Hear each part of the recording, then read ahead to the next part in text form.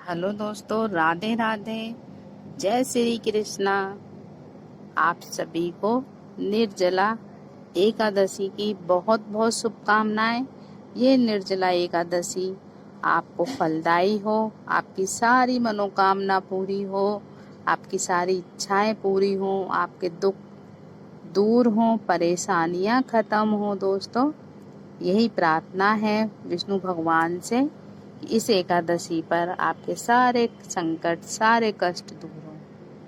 मैं गीता सिंह अपने YouTube channel पर आपका स्वागत करती हूँ। आप सभी के लिए विष्णु भगवान से प्रार्थना करती हूँ कि आप स्वस्थ रहें, मस्त रहें, सब अच्छे से रहें। देखिए आज मौसम कितना अच्छा हो रहा है, ये देखिए कितना अच्छा मौसम है। आप भी मौसम के मज़े लीजिए। तो दोस्तों, चलिए इधर उधर की बातें ना करके आते हैं टॉपिक पर। आज हम इस वीडियो में जानेंगे कि निर्जला एकादशी का व्रत कैसे करें, कैसे पूजा करें, किस दिन ये निर्जला एकादशी का व्रत है और किस दिन ये व्रत करना चाहिए, कैसे करना चाहिए, पानी पिएं ना पिएं, दान में क्या करें। आज आपको इस वीडियो में सब कुछ मैं बताऊंगी। वीडियो लेकर आई हूँ आपके लिए, आपके सवालों के जवाब कोशिश करूंगी देने की। मैं निर्जला एकादशी का उत्तम व्रत, उत्तम भी है, कठिन भी है दोस्तों। तो आज हम इस वीडियो में जानेंगे सारी बातें निर्जला एकादशी के बारे में। तो दोस्तों, जय श्री हरि, जय एकादशी माता। तो चलिए दोस्तों, सनातन धर्म में साल भर में 24 एकादशियां आती हैं, लेकिन एक ऐसी एकादशी भी है जिसका अकेले व्रत रखने में साल की सभी 24 एकादशियों का पुण्य मिल जाता है। जी हाँ, मैं बात कर रही हूँ ज्येष्ठ मास के शुक्ल पक्ष की निर्जला एकादशी की। दोस्तों, इसे भीमसेनी एकादशी और पांडव एकादशी भी कहा जाता है।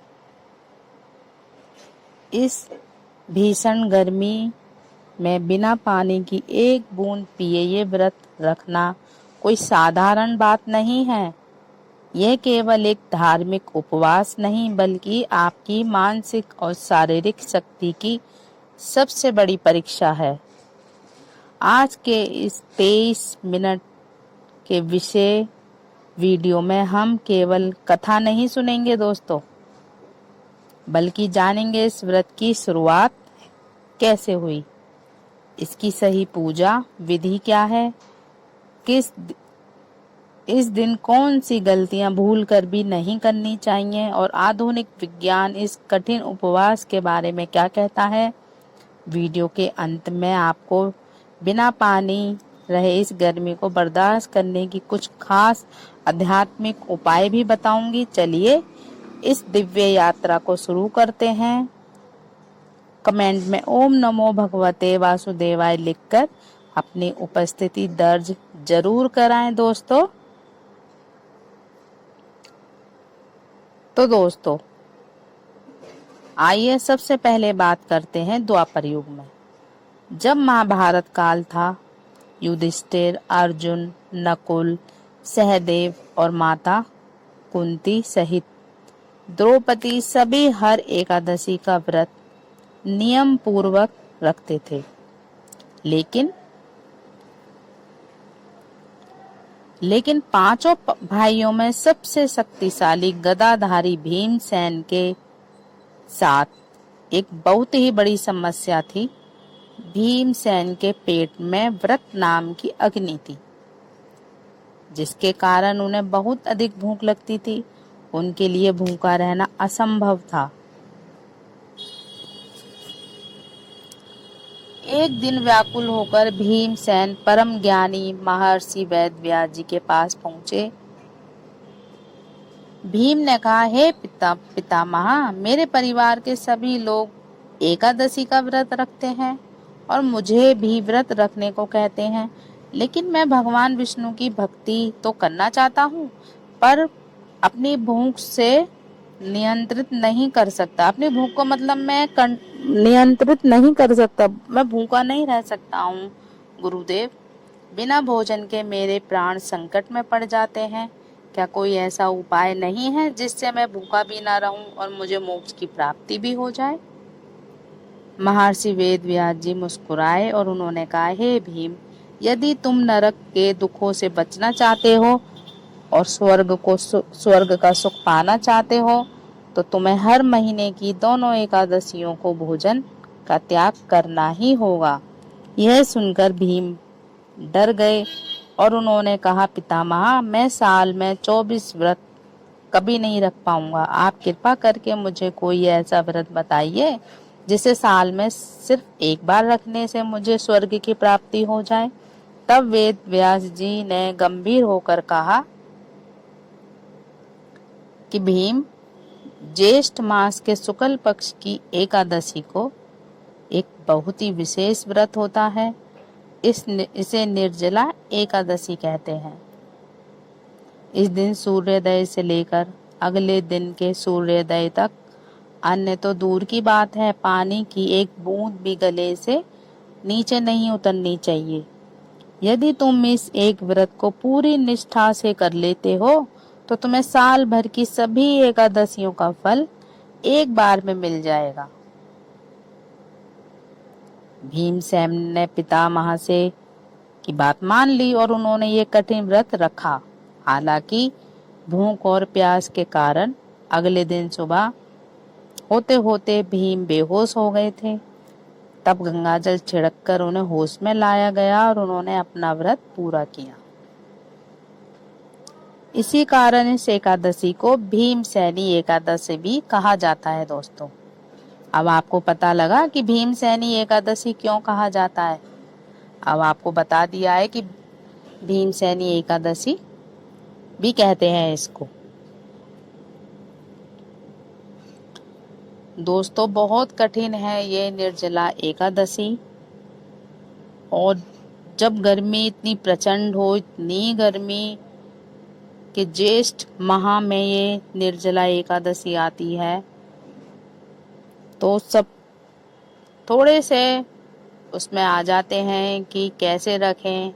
लेकिन जब कहते हैं कि भगवान श्री हरि की जब कृपा हो तो हर भव से पार हो जाते हैं हम सब। तो कोई घबराने वाली बात नहीं है। मन से बस ओम नमो भगवते वासुदेवाय का जाप करते रहिए। एक मन में ठान लीजिए कि हाँ, ये निर्जला एकादशी व्रत रहना है। प्रभु आप ही पार लगाना, सब श्री हरि के ऊपर छोड़ दीजिए।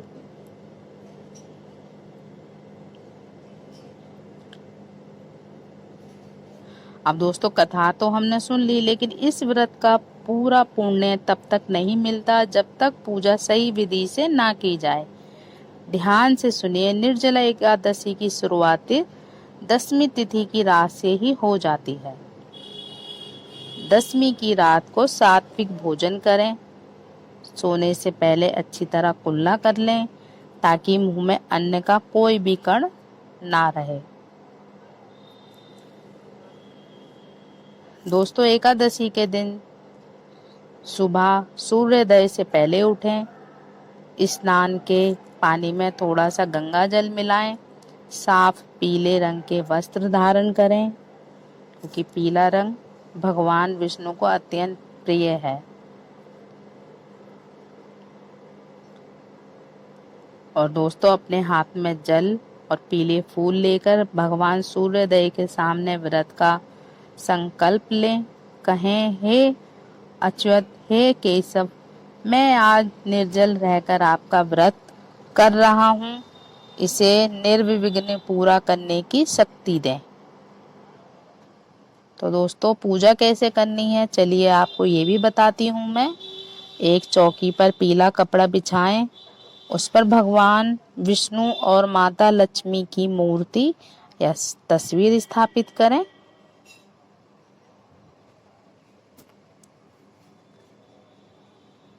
उन्हें पीले फूल, पीले फल, चंदन और दोस्तों हम एकादशी पर अक्षत का प्रयोग बिल्कुल नहीं करेंगे। अक्षत की जगह हम सफ़ेद तिल का प्रयोग करेंगे क्योंकि एकादशी है। भगवान को मिश्री और माखन का भोग लगाएं। याद रखें विष्णु जी की पूजा बिना तुलसी के पत्ते के अधूरी है। लेकिन दोस्तों तुलसी का पत्ता एकादशी को तो नहीं तोड़ना चाहिए क्योंकि तोड़ते भी नहीं हैं, तो क्या करें। तो दोस्तों आप तुलसी का पत्ता दशमी को ही तोड़कर रख लें, धोकर उन्हें ढककर रख लें क्योंकि तुलसी दल कभी खराब नहीं होता, वो हमेशा ही पावन रहता है, पवित्र रहता है। तो भगवान विष्णु को भोग में तुलसी दल रखें। दोस्तों एक पानी का घड़ा लें, उसमें जल भरकर स्वच्छ जल भरें, उसे ढक्कन से बंद करें और ढक्कन के ऊपर थोड़ी सी चीनी रखें और अपनी सामर्थ्य के अनुसार कोई भी मौसमी फल मतलब जैसे वैसे तो दोस्तों खरबूजे की बड़ी मान्यता है कि निर्जला एकादशी पर खरबूजा जरूर पूजा में शामिल करें। तो आप जो हमने मिट्टी का घड़ा भर के रखा है चौकी के पास, उसको स्वास्तिक बनाएं, तिलक लगाएं, ढक्कन में चीनी रखें उसके और चीनी के ऊपर खरबूजा रख दें और एक पंखा रखें। अपनी सामर्थ्य के अनुसार पूजा करें दोस्तों। और भगवान विष्णु के आगे एक पीला फल, आम हो, केला हो, कोई भी फल हो, नहीं भी हो तो भी चलेगा। और दोस्तों अपनी सामर्थ्य के अनुसार 11 रुपये, 21 रुपये, 51 रुपये भगवान विष्णु के आगे दक्षिणा में रख दें। दोस्तों घी का दीपक जलाएं और ओम नमो भगवते वासुदेवाय का मंत्र का 108 बार जाप करें। विष्णु सहस्त्र नाम का पाठ करें। इस दिन सर्वोत्तम माना जाता है। आप विष्णु भगवान का जाप भी कर सकते हैं, सहस्त्र नाम का पाठ भी कर सकते हैं। अगर आप कुछ भी नहीं कर सकते तो उनका मन में भजन कीर्तन, जय श्री हरि ऐसे भी भगवान प्रभु को बुला सकते हैं क्योंकि भगवान भाव के भूखे होते हैं। तो दोस्तों आपको बताते हैं अब हमने पूजा भी देख ली कि हमें कैसे पूजा करनी चाहिए और कथा पढ़ें, कथा के बाद आरती करें और जो भी हमसे पूजा पाठ में गलतियां हुई हों तो लक्ष्मी नारायण से हाथ जोड़कर क्षमा याचना करें।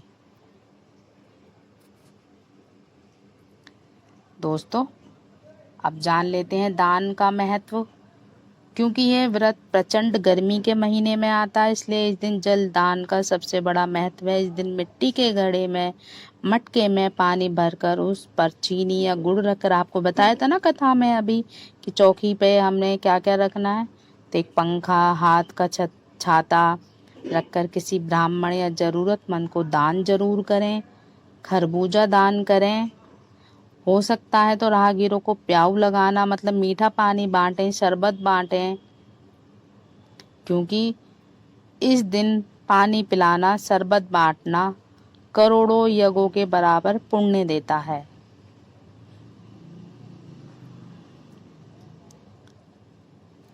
तो दोस्तों व्रत रखने के जितने नियम हैं उससे कहीं ज़्यादा कड़े नियम इस दिन क्या नहीं करना चाहिए, ये भी एक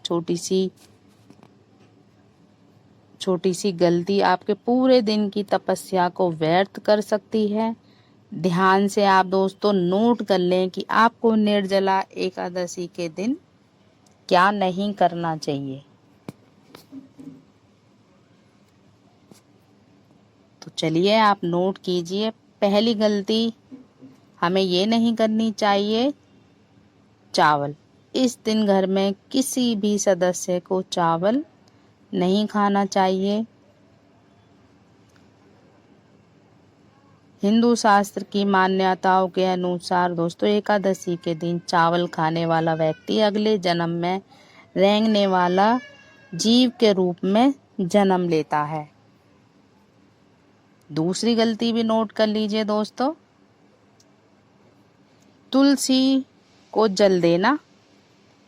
माता तुलसी स्वयं भगवान विष्णु के लिए इस दिन निर्जला व्रत रखती हैं, इसलिए एकादशी के दिन तुलसी के पौधे में जल नहीं चढ़ाया जाता और ना ही उन्हें स्पर्श किया जाता है।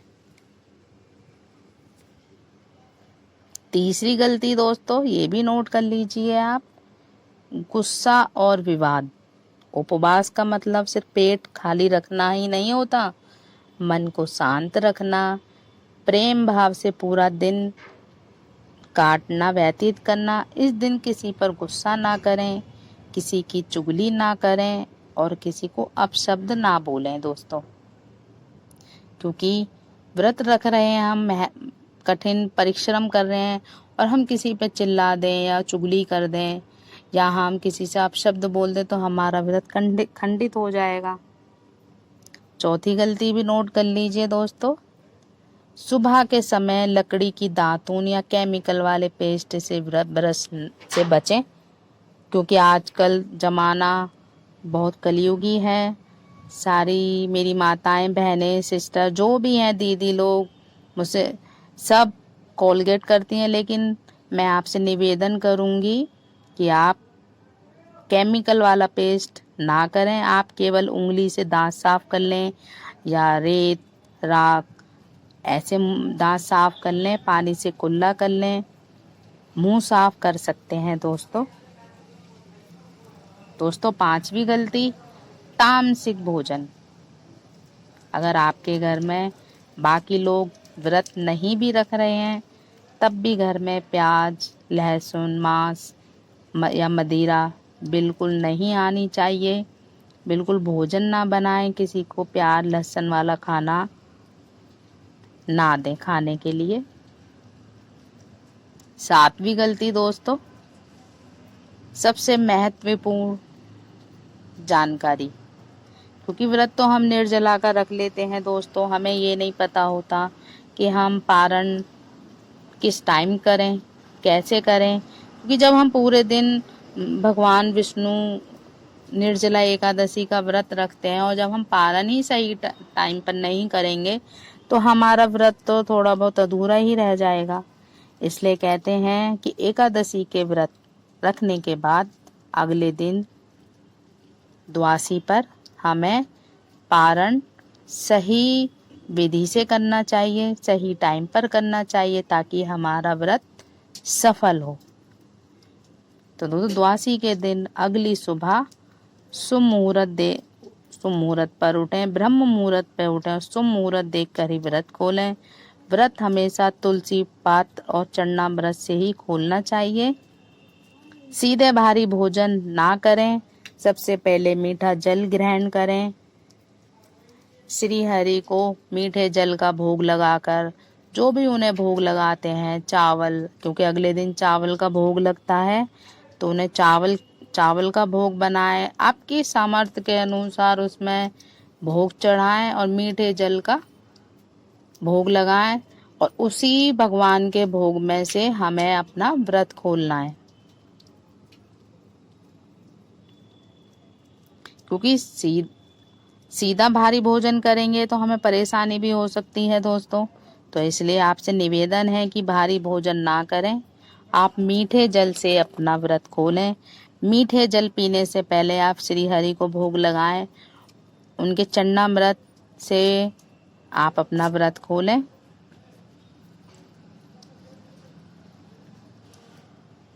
तो दोस्तों, अब बात करते हैं आपसे कि विज्ञान क्या कहता है, बिना पानी के 24 घंटे रहने का हमारे शरीर में क्या असर पड़ता है।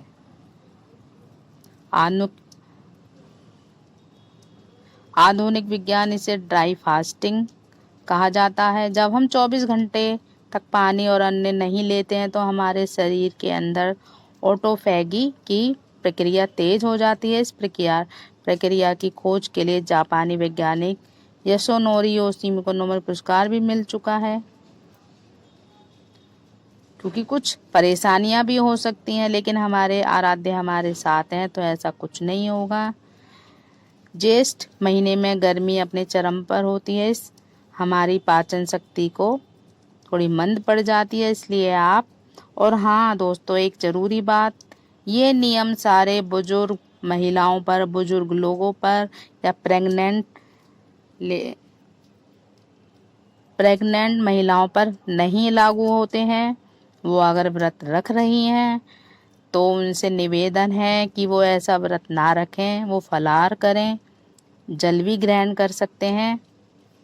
तो दोस्तों, निर्जला एकादशी का एक व्रत नहीं, ये मन नियंत्रण, शरीर का शुद्धिकरण है। तो वो फलाहार कर लें और पक्षियों को पानी रखें छत पर, जितना हो सके शांत रहें। यह मन पर अच्छा असर करेगा। दोस्तों, इस साल जब आप ये व्रत रखें तो भूखे प्यासे रहने की तड़प को भगवान के नाम सुमिरन से बदल दें। सत्संग करें, भजन कीर्तन करें और पंछियों को पानी रखें और नाम जप करें, दान करें। तो दोस्तों, आपको सब कुछ बता दिया है इस वीडियो में। और जो बुजुर्ग हैं, बुजुर्ग महिलाएं, बुजुर्ग हैं, वो भी एकादशी का व्रत रखते हैं, सालों से रखते आ रहे हैं वो, तो वो ऐसा व्रत ना रखें। क्योंकि हम व्रत रख लेते हैं और ऐसा व्रत भी किसी काम का नहीं है दोस्तों, जो हमारे शरीर को कष्ट दे, हमारा स्वास्थ्य खराब करे। तो आप व्रत रखिए, खुशी से रखिए, मन से रखिए, भाव से रखिए, लेकिन आप दिन में फलाहार कर लें। जो बुजुर्ग महिला हैं और बुजुर्ग हैं और प्रेग्नेंट महिलाएं हैं, वो भी रखेंगी व्रत, क्योंकि रखती आ रही हूँ। और ना हो सके तो ना रखें, क्योंकि भगवान ये सब नहीं देखते हैं, किसी को कष्ट ना हो निर्जला एकादशी पर। तो हम दुखी होंगे तो हमारे प्रभु हमें देखकर दुखी होंगे। तो आप फलाहार जरूर कर लें। और जो लोग दवाई खाते हैं, दवा भी अपनी खाएं, दवाई ना छोड़ें दोस्तों। क्योंकि हमने भगवान प्रभु के लिए तो निर्जला एकादशी का व्रत रख लिया, ना दवा खाई, ना हमने अपना ध्यान रखा, अगले दिन देखा तो हॉस्पिटल में चले गए। तो ये व्रत भी हमारा किसी काम का नहीं है। प्रभु हमसे ऐसा कुछ करने को नहीं कहते हैं। वो तो कहते हैं कि बस भाव से मेरा नाम लीजिए, मैं उसी में ही ठीक हूँ। तो दोस्तों, आशा करती हूँ कि निर्जला एकादशी पर मेरी ये जानकारी आपको पसंद आई हो। तो मेरे इस वीडियो को शेयर करें खूब अपने फैमिली में, अपने दोस्तों में। और आपको मेरी ये जानकारी अच्छी लगी तो मेरी वीडियो को शेयर करें, लाइक करें, मेरे चैनल को सब्सक्राइब करें। राधे राधे।